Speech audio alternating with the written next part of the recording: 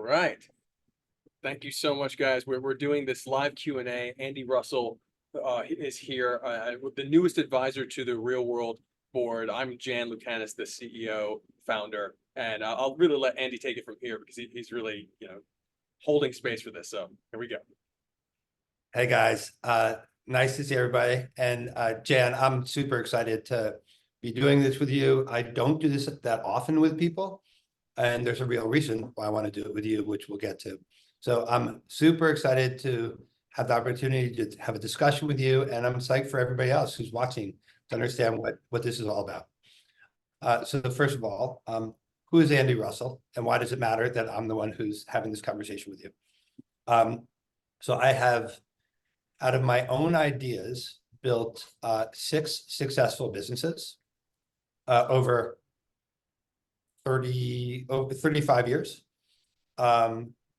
I've launched 8 of my own companies from ideas, but 6 of them were successful. And anybody out there who's an entrepreneur, that is a pretty good track record, like actually very good track record.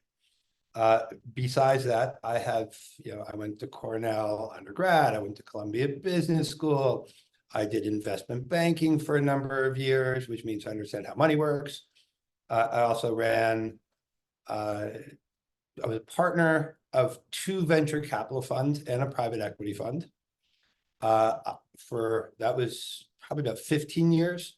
And I ran a incubator where I launched a few companies out of the incubator as well. So what does that mean? On the venture side, I was doing the earliest stage seed investing that you can imagine. I invested in probably those 3 decades, over 75 businesses, and 50 of them went on to be successful and these are the earliest stage investments you can imagine. So it turned about $40 million into over $1 billion of wealth for the venture funds.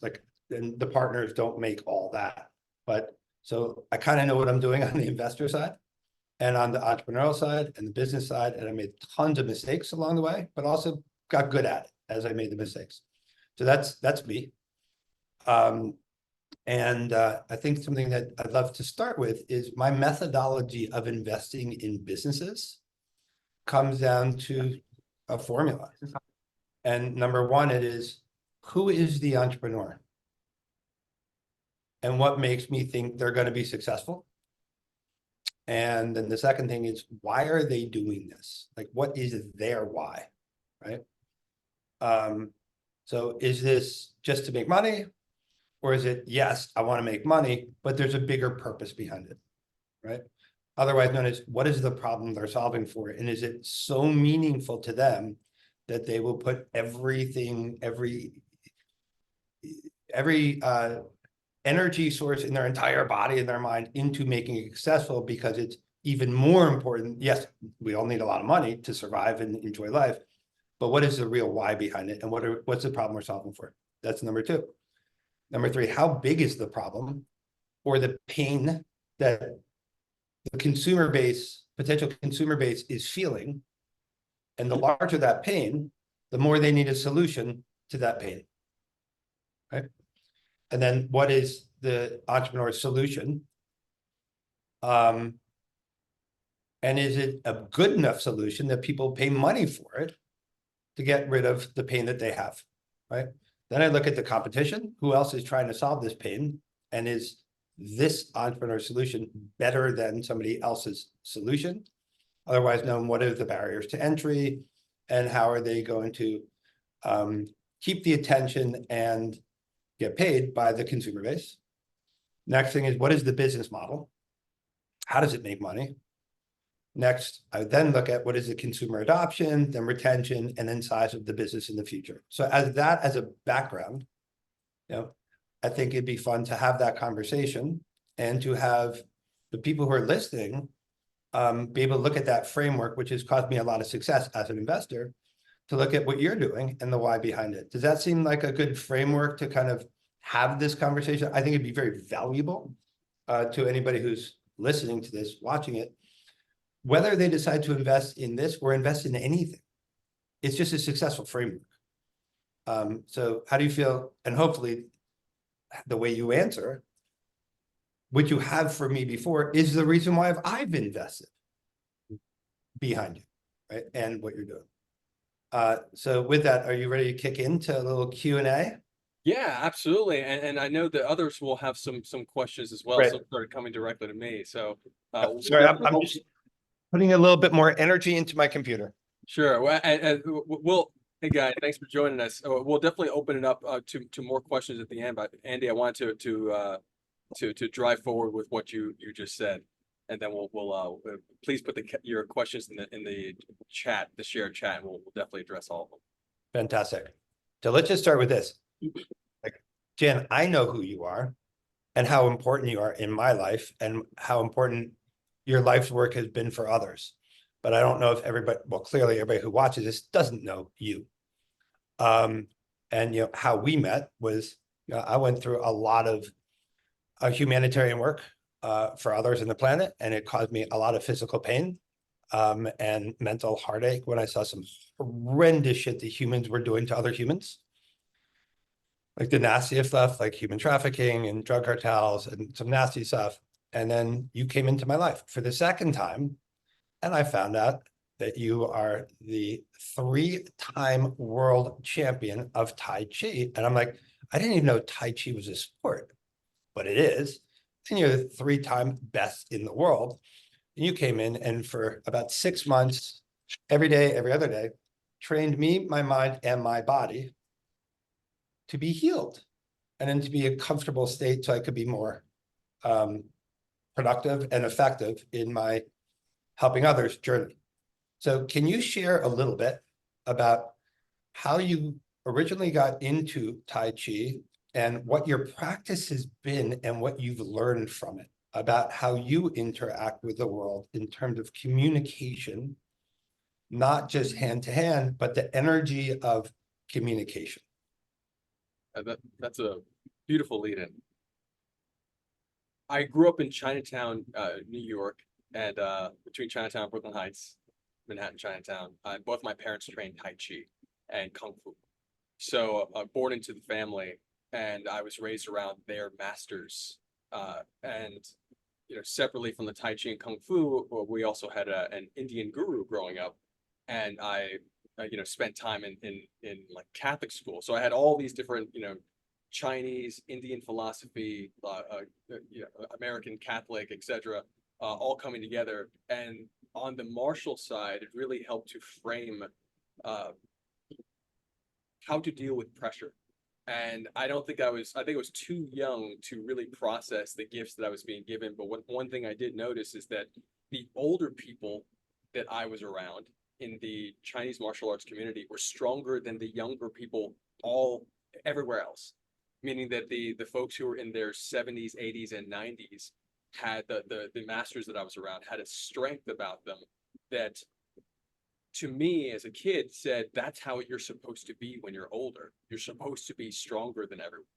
Like it's just supposed to be like that. Your body, your mind, your spirit are supposed to be connected in such a way that you are just incredibly strong as you get older, and it just keeps getting stronger and stronger. Your body, mind, spirit. So it didn't the ageism and so much of these things that we tell ourselves in our culture that is a hypersexualized culture that references youth over wisdom.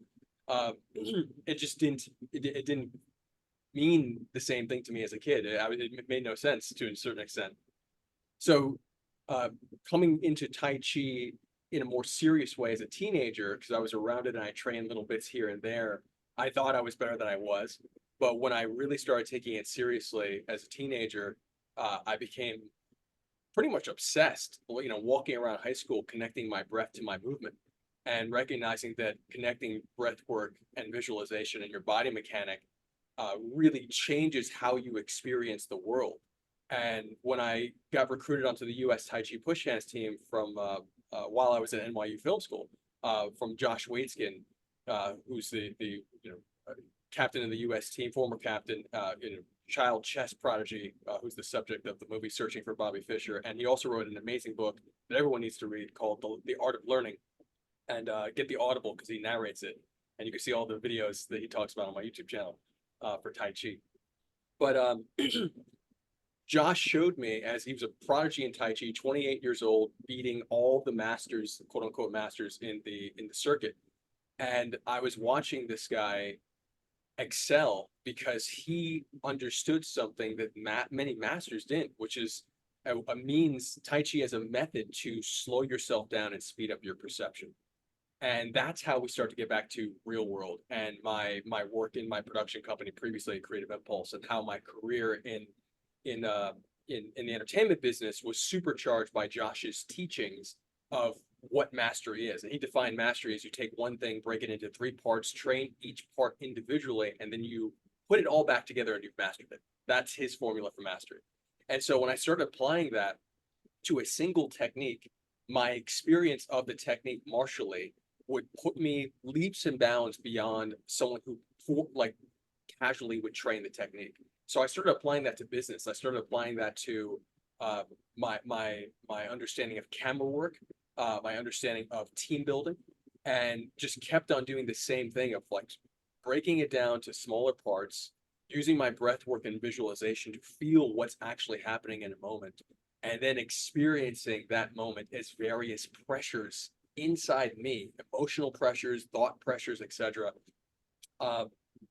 And realizing that there's a way to build business, there's a way to build community, and there's a way to predict, to pattern recognize, and to be able to predict the future of a business, of a industry by using the same method.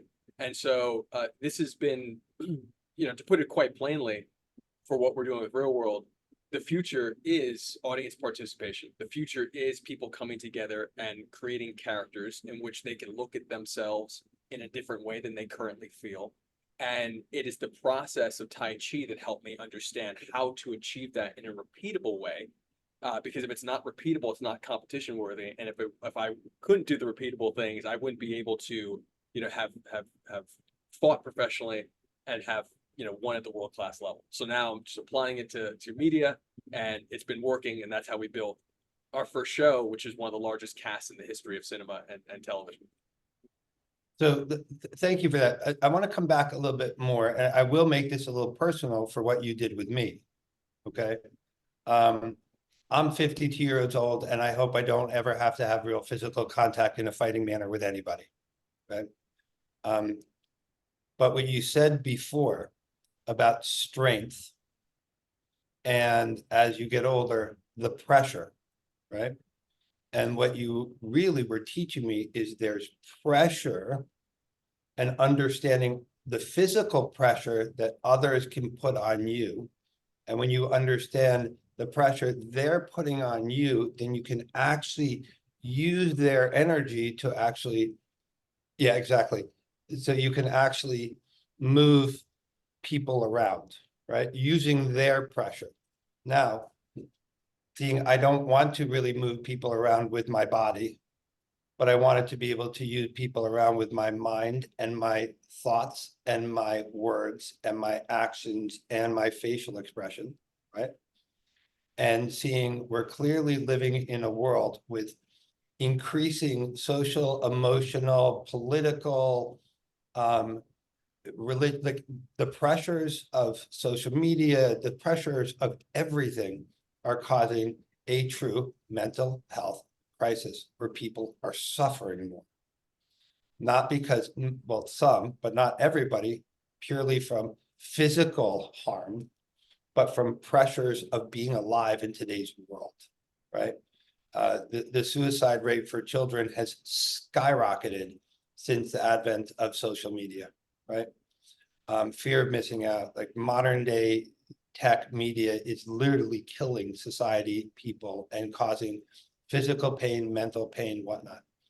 And through the Tai Chi practice, when you were teaching me, sure, we do an hour a day of physical work, but then we'd sit for an hour and you'd explain to me how this actually applies to the pressures of life in general, right? And I think that's pretty magnificent that you have been able to take that concept of energy, pressure, intent, realize that it all starts with our belief systems and our thoughts, otherwise known as stories, right? And then you took Tai Chi plus filmmaking all the way back at NYU to figure out how a new communication style could actually prepare people for a harder, tougher, more pressured world. And then what you're doing with ReelwUrld is understanding what character really means, how to live with character and integrity and be heroes, and also understand what it means to be a villain and to be a hero. And I love how you've taken the whole philosophy and engineering of the body and applied it into an engineering of behavior in general of society. And that to me is just that to me is a sign of true genius. And you have, it's not like, oh, you just came up with this idea now. This has been your life's practice since you were a kid.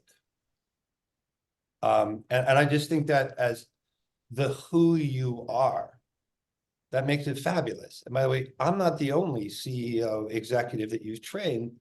I know that you've trained like some of the CEOs of the biggest companies, the best companies, on how to build teams and harmony with inside of an organization.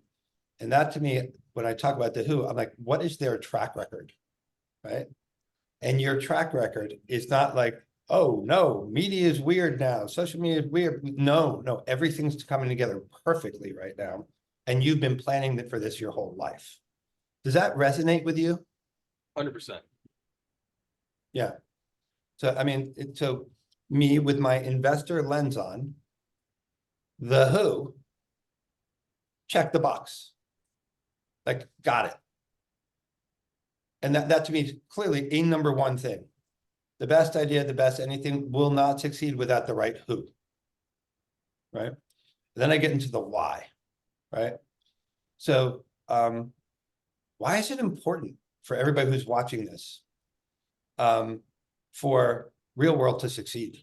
What is the why behind the pain of society right now that will affect their lives, their kids' lives, their friends' lives, their brothers, sisters, parents' lives in this period of time, in 10 years from now, in 40 years from now, for the next generation? Like, what is the situation? What is it? How do we analyze the current situation of society? And how much pain are people in right now? How much suffering is there in the world because of the stories we tell ourselves and the stories we tell others and the stories that we believe in? That we're right and they're wrong. And because they're wrong, because they think they're right and they think I'm wrong, they're going to take what's mine, my land, my freedom, my free will.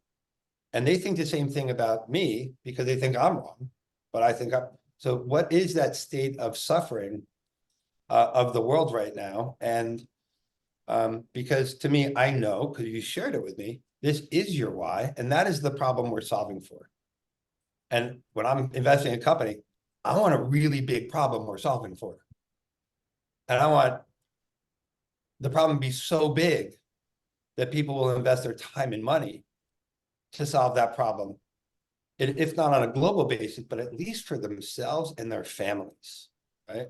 And if society goes the way it's going, oh, shoot, what kind of a legacy is that for anybody on this planet that on our watch, society went crazy, like literally went crazy and harmed future generations? So can you share with the audience what you've shared with me about, the pain and suffering and the why behind the storytelling, remembering the ancient stories and the why we're here in the first place, and what it means to be a hero, what it means to have character, what it means to have integrity, what it means for our kids to have real role models, because the role models they have right now, not very good.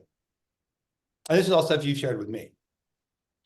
So I want to, I'm going to address all those things, and I want to add a different note to it as I start. And the note is, people want to be entertained. People like to party.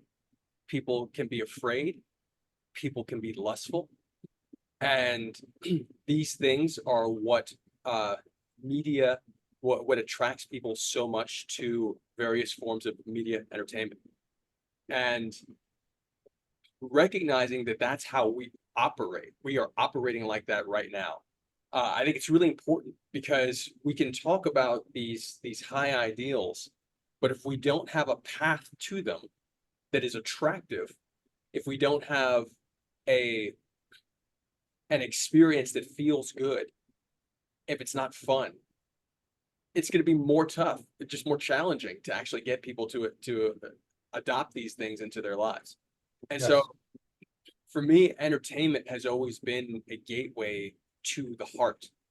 Media, I like first I want to make video games before I want to make movies, and then I'd like try to code. I went to Columbia for C++ programming in high school, and I was like, man, I don't know how to code properly. This is hard. It's not for me. But so then I still want to see stuff explode, on screen because I like action. I'm from martial arts in the comic book world, so filmmaking felt like the right thing. But I had to remind myself over and over that it is not the it is not the aesthetics of a particular process that is why I'm doing something. It's to have access to people's hearts and minds. And why would I want access to hearts and minds? And to me, it's really about making sure that I when I think about those elderly, incredibly strong people when I was a child, everyone should know how to get that strong, how to have that kind of power in their life. It shouldn't be just me. It shouldn't be unique to the handful of people that grow up seeing this amazing stuff in these ancient and wise cultures, and how a person can walk around our society and live like that for real. Like it should be something where we as a community are walking toward those goals for each person individually, whatever their level should be. But we should all be understanding that that's where we want to go. We all want to be strong. We all want to be healthy.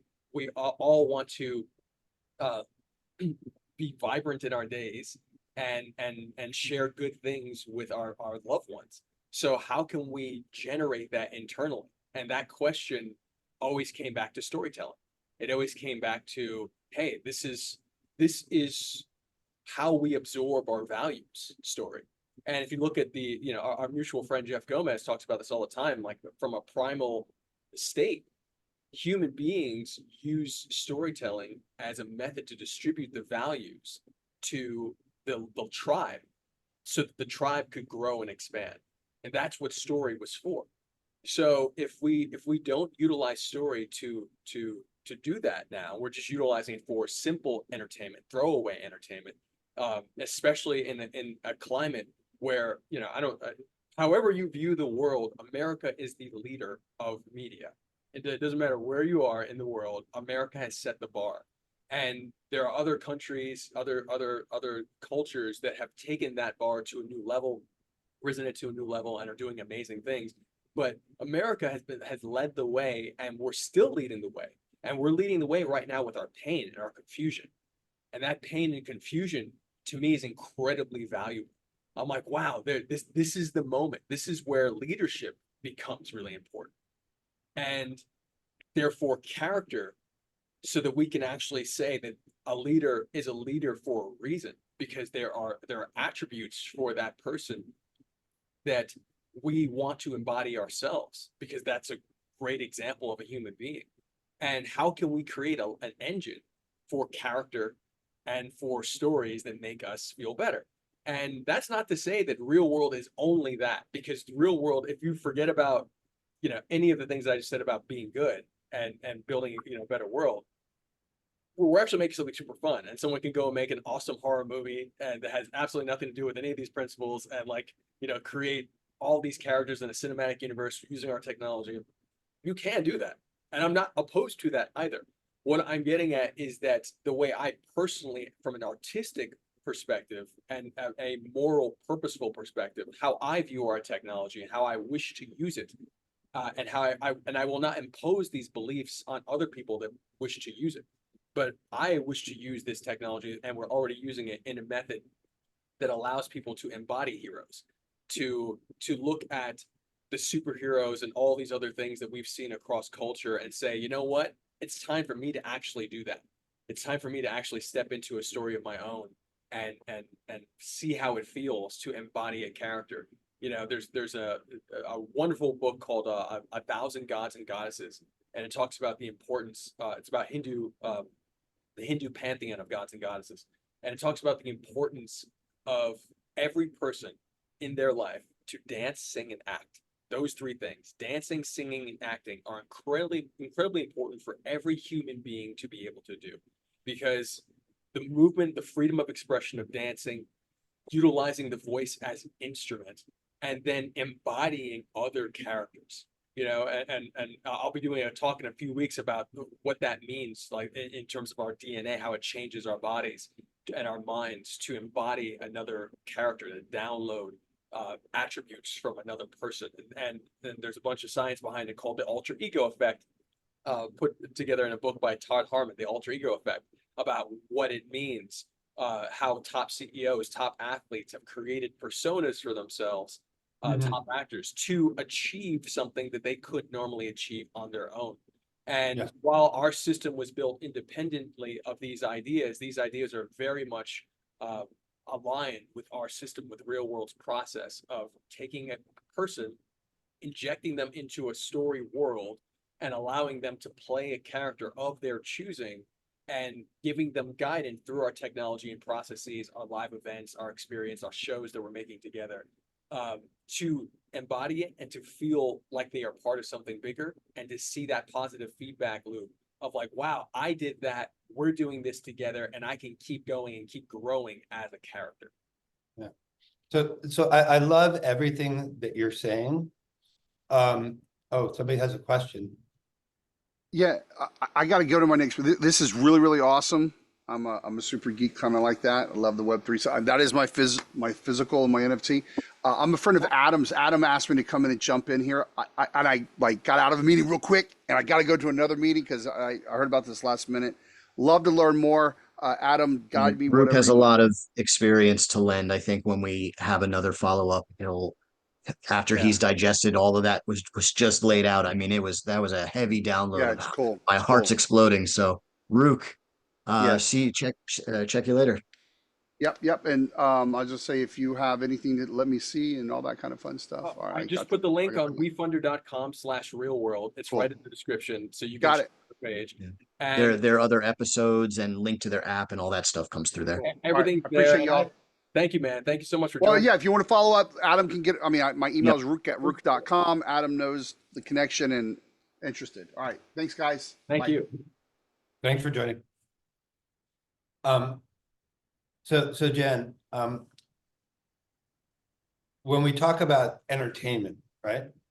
And the work that you do in training people, I don't know, by the way, I forgot to mention, you're also have been for many years, the head coach for the US Tai Chi team, right?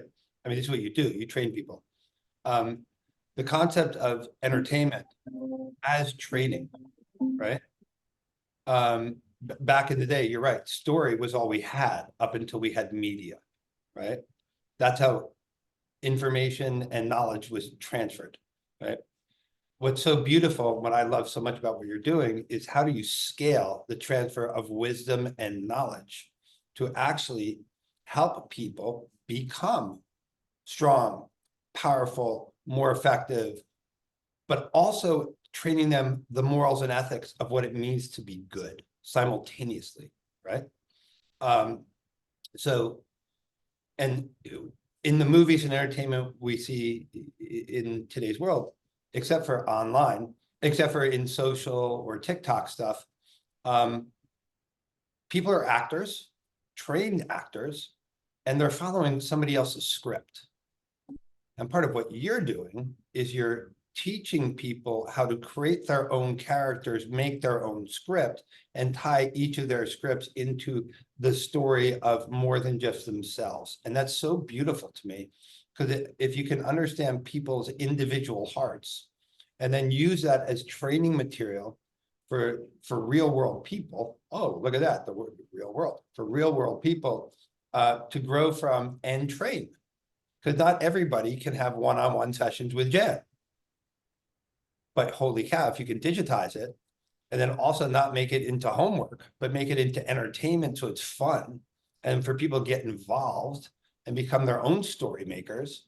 Oh, how cool if you could actually make your, think about that as a life thing. Make your own story, be the author of your own life. That's what you're showing people and training people to how to do, right? So I have a 18-year-old daughter and a 16-year-old son, and yeah, I don't want them following in what the movies that they watch or the TV shows that they see. I don't want those to be their teachers. They can have that just for some cool dopamine pops entertainment, but not as trainers.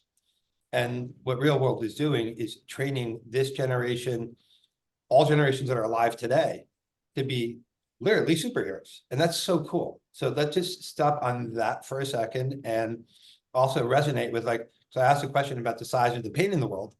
Let's just say there's a lot of pain in the world, like mental health suffering, pressuring, all this stuff, big.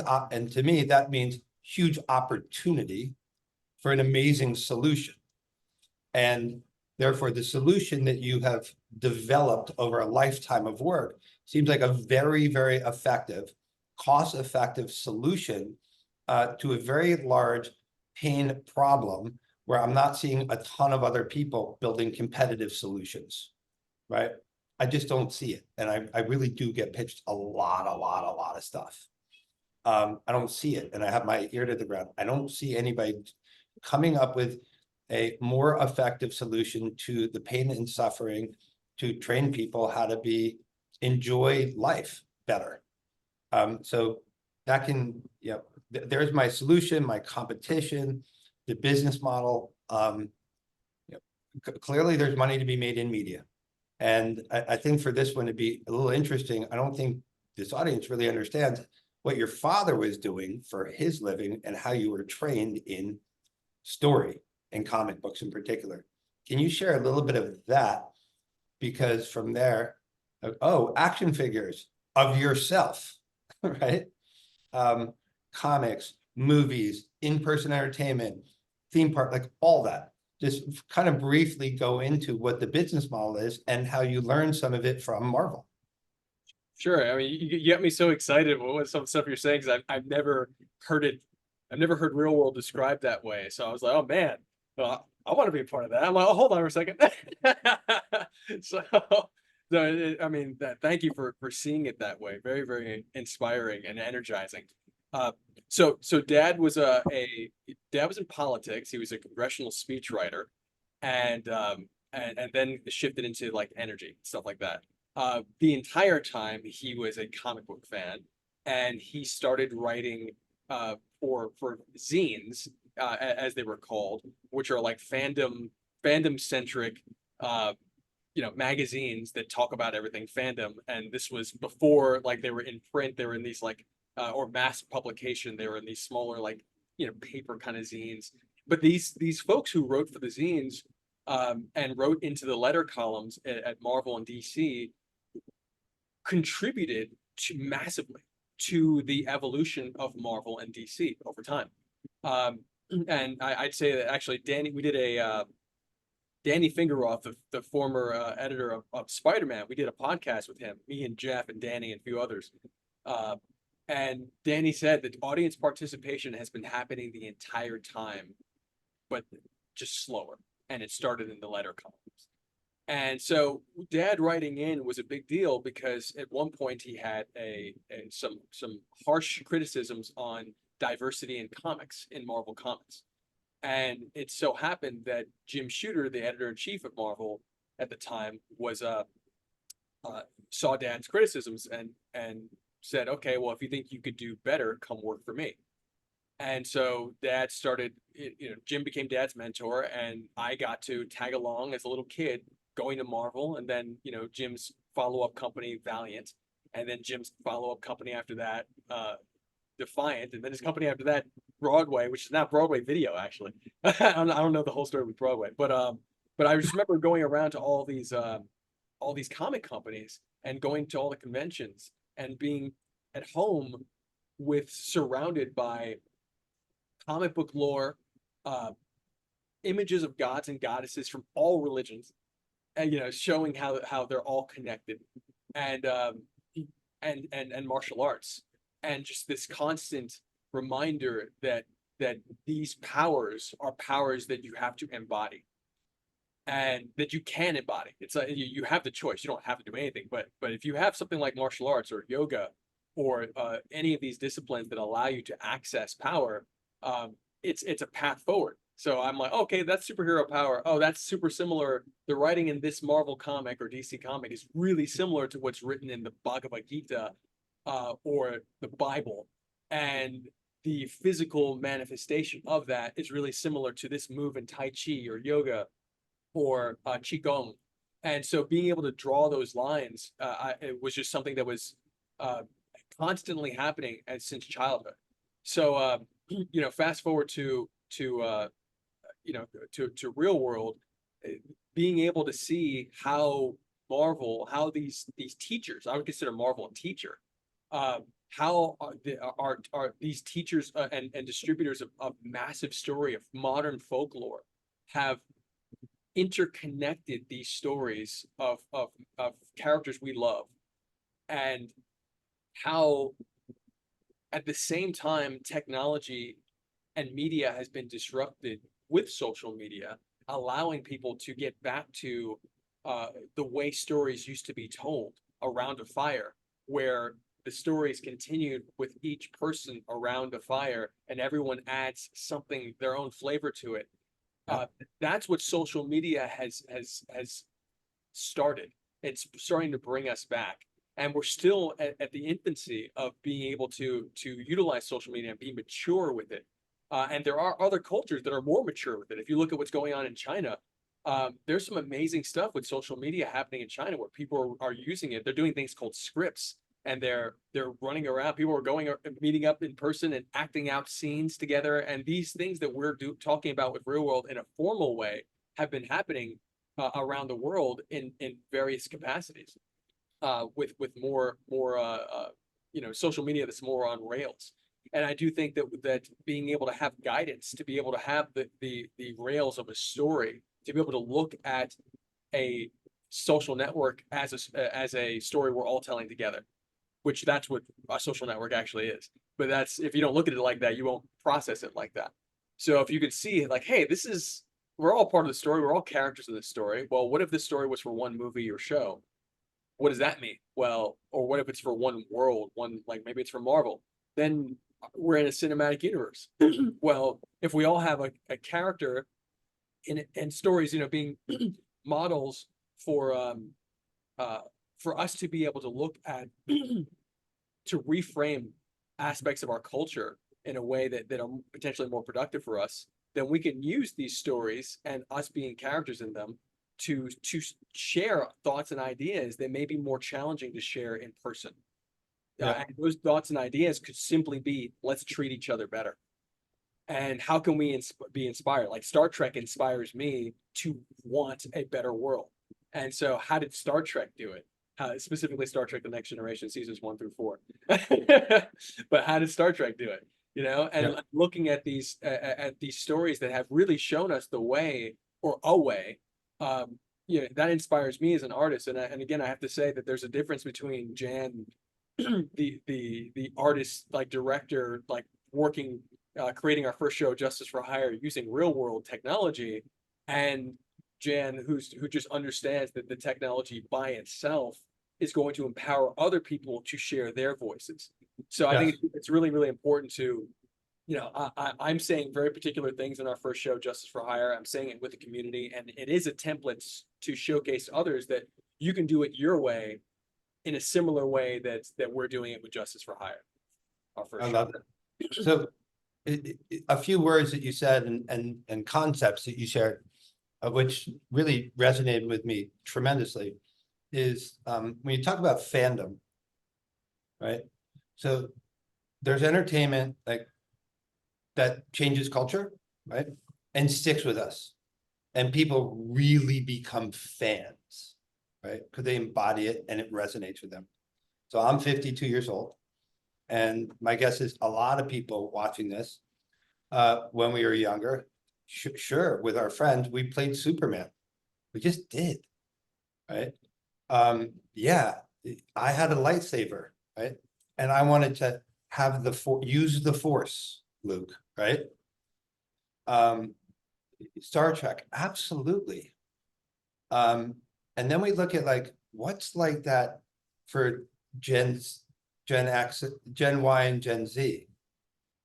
Harry Potter, like that's real fans, right? And what do all these kind of have in common? Superpowers, right? And combined that, which is what everybody in the world wishes we had, which was superpowers, to be superhuman. That's why that captures our imagination so much, because we want it. So we play it. And we played it as kids. And absolutely Harry Potter, magic. Who doesn't want to be able to practice magic and for good, right? That's pretty miraculous. And now let's tie this to one of the benefits of social media and digital media, which is the wisdom of yoga, breath work, meditation, has allowed us all actually to learn that with breath work, yoga, and meditation, we can actually step into being calm and cool and happy, and actually our hearts can kind of become light as a feather, and we can enjoy life so much more. So this ancient wisdom can actually be brought out, which is one could call magic or a superpower, right? Now, for whatever reason, yoga has gotten mass adoption. Now meditation, people are like, "Oh, that's not woo-woo, that's real shit, and I feel better," right? Tai Chi hasn't gotten the same recognition or awareness on a global societal spectrum, but holy cow, I've been meditating since I've been 12. I do a ton of yoga, I do a lot of breath work, but it wasn't until I really pulled it together with like the intense training that you did with me around Tai Chi to understand, oh, these woo-woo terms like chakras and energy in your body, and like, oh, power of thought. Oh, you can control that? That's superpower, right? So the way that you're doing real world and collective storytelling, so people, all people, can step into their superpowers. Who wouldn't want that? So talk about like, oh, business opportunity. I'm sad, I'm depressed, I have anxiety, I'm worried. Ooh, step into my superpower and I can enjoy life. I think, and I come back to business because this is a societal good to help you bring this to the world. But yeah, I only have so much money. So where do I want to invest it? Well, I want the product. I want the feeling. I want to be a superhero. And you talk about social networks. Like these words mean something in today's world, which means, oh, you mean Facebook? Oh, you mean Snapchat? No, no, no. Life is called a social network. Like, hello, it's not an individual path. We're not here alone. We are humans and we need community, and that's called a social network. That's a t-shirt. Life is a social network. That's a great t-shirt. I mean, like if we forget that, then we're all narcissists running around as individuals. It's not true. Like we yearn for community and common values and whatever you want to call it. We're a social network. And in a social network, do we want a dictator who says this is how you feel and you must feel this way and you'll follow these rules. If you don't like them, suffer through it, blah, blah, blah. It is my rules because I'm the narcissist and it's not a social network. It is a dictatorship. Or do we recognize that everybody has a story? And we're all just nodes in this social network. And wait a second, if I'm just a solo mission, I just learned what I learned by walking through space and time. But if I can learn what everybody else is learning about their journey through space and time and understand their story, it's called collective storytelling. I'm like, oh, you mean this thing called life? It's like, I'm not creating the better world on my own. No, we're co-creating. We're co-creating the future. There are 8 billion of us and a whole bunch of animals. And that we're actually co-creating the future. So I mean, wait a second. So is Jan telling me he's been able to scale teaching wisdom, knowledge on how to become a magician superhero, enjoy life with a real life, realizing life is a social network. We can learn from each other. Our stories matter. Other people's stories matter. Oh, then we can co-create the future. Is that what you did? That this is what I'm hearing that real world is, and you're the guy who happens to be a superhero in Tai Chi, and like, what? And like you're trained by the best Tai Chi people, you're best in the world at Tai Chi, and you've been trained by every spiritual thing in the entire world, and you walk authentically through time and space, being kind to each other, while figuring out as an entrepreneur, oh, this could scale, make money. Okay, cool. Other people can make money, and we can make them happier. Magician, superpower, calm, and be nice to each other, and we can co-create a better future. Is that what he's saying to me? And I look through, my lens of how I decide where to invest my time and my money. And I'm like, oh, so money's important, but like happiness and joy for myself and my family and my kids and their kids, that's probably why I want money in the first place, is to bring that joy to others. And if I can have both,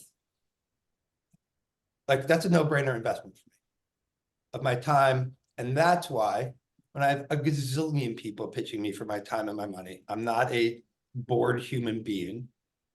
I have a lot of demands on me, but to me, it's like, oh, out of the 100, I choose this one. I choose you. I choose this product, service. I choose investing time and money behind this. And I'm just a really good investor. I also happen to be, I didn't mention like what I do with my time now is I have enough of that. Well, there's never really enough. I've spent a lot of it and given a lot of it away.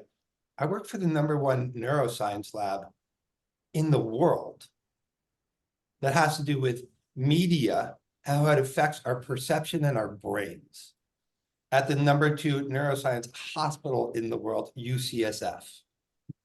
So like, I am not guessing that this is important and will work. I work with the best brain scientists in the world around media and how it affects our inner life, our inner feelings, the hormones that go through our body, the neurotransmitters in our brain, how neural networks work, and how story creates either joy or happiness or pain and suffering. So I forgot that part to who I am in today's world, which just for the people who are watching and listening to this, I'm knowledgeable and I'm a damn good investor. And I know what the hell I'm talking about with story and brain and literally the chemicals in our body, right? The compounds, the hormones, how the endocrine system works, all of it. So I would just say, like, to the folks who are watching and listening, like my intention of this was to go through my process on how I allocate my time and money and resources in my life. And I've been good at it. I put together a really good framework. It's worked, filters, and for this particular problem and solution set, and you as the entrepreneur, operator, founder, I'm a good judge. My opinion matters for this particular one. So that's why I jumped at the opportunity to have this conversation with you, because where I am in life, like, I really give a shit about my kids. And I really give a shit about other people's kids. And, to me, I don't need a bigger house or another car. I just don't need more of that stuff. I would like some more of it so I can, I don't know, go on a better vacation or more vacations. But I really care about the future of joy and happiness and less suffering. So with all of that, like, this is a good investment. And people might say, oh, but, okay, cool, I can't afford to put in 25 grand or 10 grand. Okay, that's your choice on how you want to allocate your resources. And if you don't have that, but do you want to be part of a legacy of less pain and suffering and more joy? And shit, like, if I put in 500 bucks, okay, maybe it'll turn into $5,000. Will that change my life completely in a few years? Maybe, maybe not. But will it help? Otherwise known as co-creating the future. So anybody who's watching this, like, what is the risk? Well, the risk is you lose whatever money you put in. What is the real risk? Pain and suffering, less joy and happiness for your family, your loved ones, and yourself. Huh. What would I spend on a doctor to get rid of pain and suffering for myself or my kids? A lot. So and when I give money to a doctor, do they say, yeah, there's a good chance I'm going to give you back 10 or 20 times what you just paid me? Never. Never. So as I look where to allocate my time and money, like, what is the purpose of time and money? Well, sure, I want to have more money so I can have more time enjoying it, but also I want to enjoy. So that's what an investment is. In like a real investment of time and money is realize, what do you want from that money and time? More joy, less pain and suffering for myself, my family, and then everybody else. No brainer, just no brainer. Shit, if you can afford $100, I want to be part of co-creating. I will sleep better at night knowing that I'm helping co-create more joy and less suffering in the world. But that's what investing is. So, you know, we're running, we've got probably like 6 more minutes left. I think this was supposed to be an hour. This is, it's such an honor, not just to do this with you, but such an honor to be part of it. Because literally, it allows me to feel like I'm creating a better future. And that's like, ooh, that feels good. It feels really, really, really good. And something I'm proud to tell my, hey, kids, I invested in this, that, the other thing. Who cares? No, kids, I'm investing in this. I am co-creating something fucking magnificent that you're going to love, and it's going to be entertaining, and it's going to be cool, and it's going to teach you how to be superheroes with superpowers. So, you know, Jen, that's kind of like my maybe last few words. Would you like to conclude, maybe ask some of these guys some questions? Sorry, I can't hear you. You said so much amazing stuff about it. And again, you're saying it from perspective that's making me look at it differently. And I'm humbled and honored not only by your presence, but by being a part of. This is not my idea. I don't consider it my idea. I consider it what is required. It's I'm doing my best to serve as I've been trained, and so that this is an inevitable future, and I'm very happy to be equipped to help it, come into to manifest in reality. So, with that said, there are other people on here that are contributing to this on in many ways, and I would love to get any questions that you guys might have and be able to address them with the few minutes we have left. Jen, for you, and I know you would never say these words, but I think they're important words. If you were to just say to people who watch this, because you said it correctly, it's not my idea, it's what's required, right? And seeing you are a superhero, best in the world, like literally best in the world at as a superhero at energy and movement and pressure and solutions to pressure. Like, that's wild. What an honor I get to do this with you. You might want to just say to people who are watching, help me help others. Help me help others. While good chance you're going to make some money too, right? Help me help others. It's just like that simple. Like, it's not like help me. I need a bigger car or whatever. No, it's help me help others. While good chance you're gonna make some money. I mean, if you just say those words, like, I think that's a Thank you. No, I actually put out a video yesterday where I said exactly those words, and I'm happy to say them Right. again. You know, you know, help me help the world through real world. That is really how I look at it. You know, where we are building something for people to create better versions of themselves through storytelling, through fun. I think that's really, if it's not fun, it doesn't, for us, it doesn't matter. I'm a fan first, you know, I like cool, fun things. And if this wasn't cool and fun, we wouldn't have a community that we've already built that keeps growing with our first show, Justice for Hire. And we wouldn't be able to, I wouldn't be able to confidently say to other people like, hey, you know what, we can actually scale this thing. We could actually grow. And this can be, if money still exists in the future that is coming with all this AI, like, you know, integration and changing of the word that is changing the face of the world, you know, if money still exists, we're gonna have a lot of it because what we're doing is so valuable. What we're building I watch people experience what we do. I watch people come to our events at Comic Cons and film festivals and have fun and meet new people and create characters and then shoot stuff, learn how to shoot stuff and then actually shoot stuff. And then after the fact, after it's all said and done, they have all these little social like things that they could share about their story. Um, then they actually see the final product. They see the show that we're making together, the movie that they made, and they remember all of those experiences. This is what I grew up doing on film sets. So when I started making film in high school, didn't matter how good the film was. It mattered that I had amazing fun with my friends on set and their memories. And then when I watch those films, even if they're bad, I remember all those experiences. And it just so happens that, you know, it doesn't matter where you come from, if you're a professional filmmaker or you're just somebody who wants to have fun and play a character, doesn't matter what level of experience you have. We're at a point in time right now that's way closer. Social media is way closer to the beginning of Hollywood in the early 1900s than it is to what Hollywood has become.